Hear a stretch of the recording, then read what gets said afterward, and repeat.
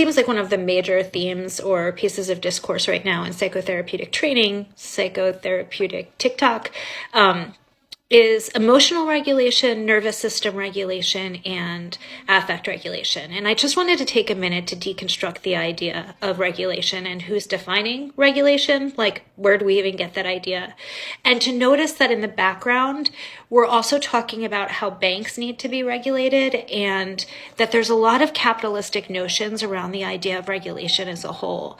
And the fact that we've bought into this term regulation so wholesale as a field really concerns me. And I am also concerned about who gets to define what regulation is and to what extent regulation is a white supremacist idea.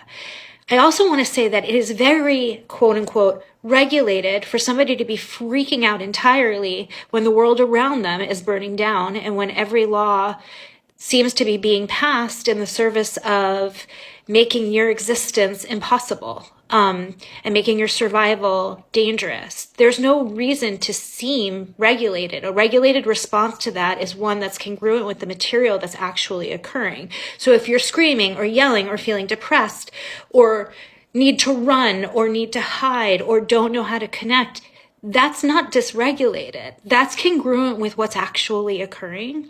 And all of these tools about like how to regulate are these ideas that like somehow inside of oneself, you could separate yourself from the environment around you and find some sort of tool that would regulate you in a way that would suggest that we don't live contextually and in a system that's functioning to oppress us and silence us. And that mental health itself is playing a part in doing that by obsessively talking about regulatory processes around emotion.